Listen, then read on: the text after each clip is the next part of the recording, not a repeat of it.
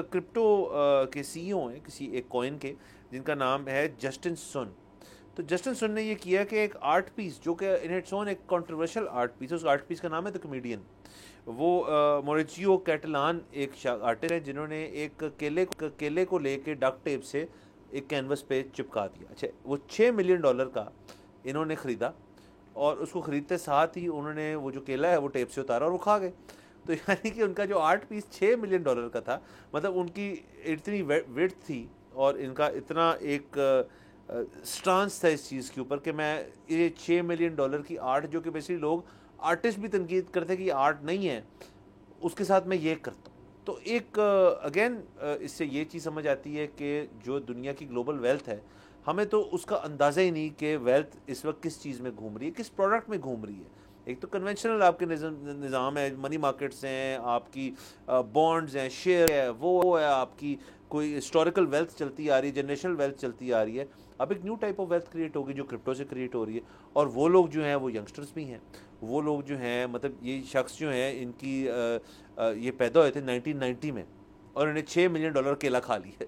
तो ये कुछ जो है, इससे एक ब्रॉडर डिस्कशन भी पैदा होती है कि अब दुनिया जो है वो किस तरफ जा रही है।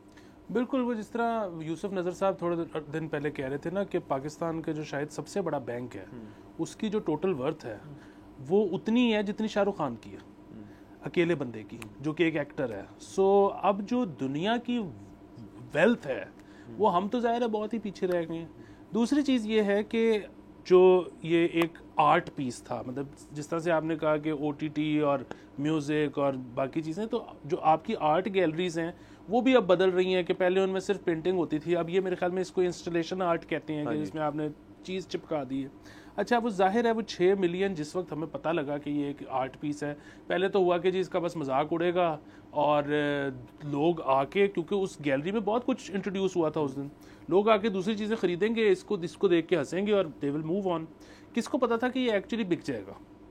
जब बिक गया तो सबने हैरान हुए कि किसने लिया ये वो, फिर जिसने खरीदा उसने खा भी लिया। अच्छा, एक तो ये है कि खरीदे ही खाने के लिए देखिए ना, लग रहा है कि जिसने बनाया था वो बेवकूफ़ आदमी नहीं था, जिसने ख़रीदा वो भी बेवकूफ़ आदमी नहीं था। जो ऐसे तो लग रहा है कि वो जो है मतलब $6 मिलियन ज़ाया हो गए।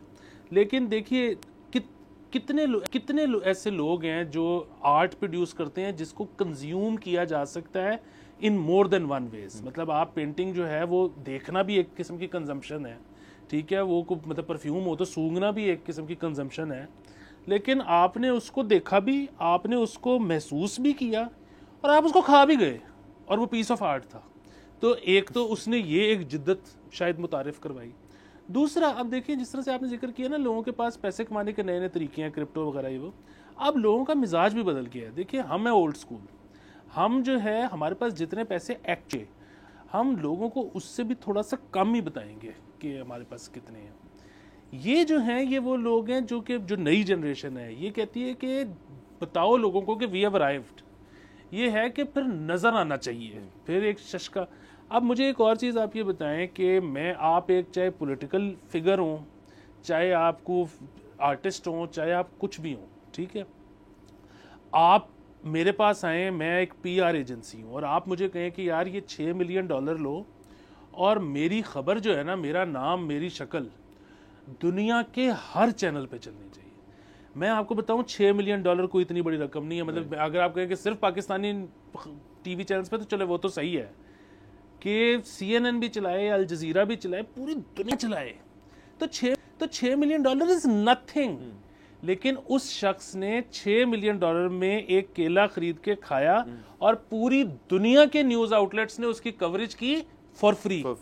सो इसके पीछे बनाने वाला भी, अगेन मैं ये कहूंगा, बेवकूफ नहीं था, खरीदने वाला भी बेवकूफ नहीं था। ये दुनिया जिस तरफ जा रही है, हमें एक्चुअली फॉलो करने की जरूरत है और सीखने की जरूरत है, बजाय कि हम इनका मजाक उड़ाएं कि ये कौन पागल से लोग आ गए। सब्सक्राइब करें और बेल दबाएं ताकि कोई खबर रह न जाए।